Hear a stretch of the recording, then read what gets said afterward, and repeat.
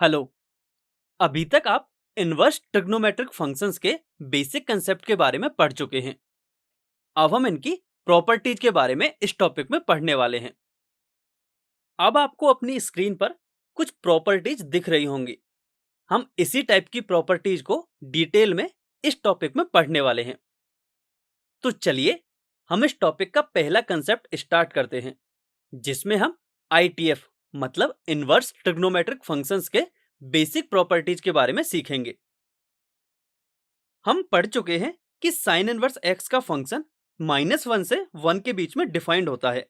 इसे हम x is equal to sine y भी लिख सकते हैं। अब y के स्थान पर साइन इनवर्स x पुट करने पर हमें sine of sine inverse x is equal to x मिल जाता है, where x belongs to -1 to 1। Similarly cos of cos inverse x को भी हम x के इक्वल लिख सकते हैं, जहां x -1 से 1 के बीच में बिलोंग करेगा। इसी तरह tan of tan inverse x is equal to x होगा, where x belongs to -infinity to infinity, यानी x कोई भी रियल नंबर हो सकता है। इसी तरह हम cot of cot inverse x को x के इक्वल लिख सकते हैं, एंड यहां भी x कोई भी रियल नंबर हो सकता है। Cosec of cosec inverse x is equal to x, यहां x की वैल्यू हमेशा mod 1 से ज्यादा या उसके इक्वल होनी चाहिए। इसी तरह हम sec of sec inverse x को लिख सकते हैं x के इक्वल, जहां x की वैल्यू mod 1 के इक्वल या ग्रेटर देन होगी। Now if sin x is equal to y, then x belongs to -π/2 to π/2।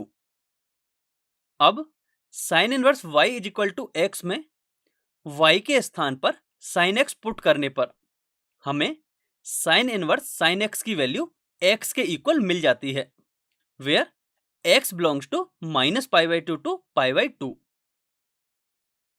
तो आप यहां से क्लियरली देख सकते हो कि साइन इनवर्स साइन x की वैल्यू भी x के इक्वल है, and sine of sine inverse x की वैल्यू भी x के इक्वल है। लेकिन दोनों के लिए x की कंडीशंस अलग अलग हैं।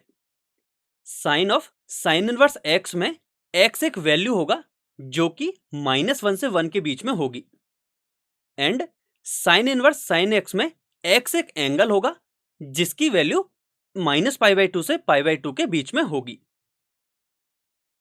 Similarly cos inverse cos x को हम x के इक्वल लिख सकते हैं, जहां x 0 से π के बीच में होगा।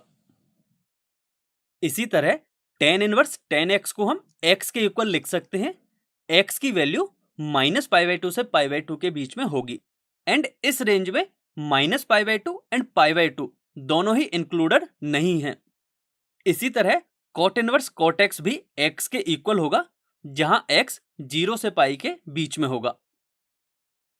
कोसेक इनवर्स कोसेक x को भी हम x के इक्वल लिख सकते हैं, एंड इसके लिए जो x की वैल्यू है वह -π/2 से π/2 के बीच में होगी, लेकिन इस रेंज में 0 इंक्लूडेड नहीं होगा।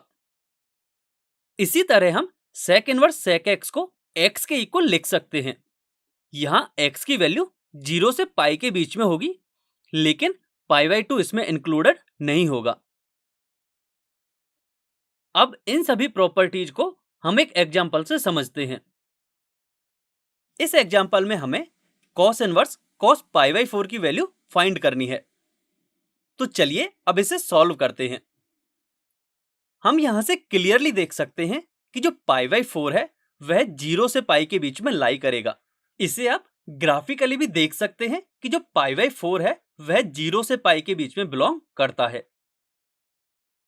And we know that cos inverse cos x is equal to x if x belongs to 0 to π। इसका मतलब हम cos इनवर्स cos π/4 को लिख सकते हैं π/4 के इक्वल। तो इस तरह हमारा आंसर हो जाएगा π/4।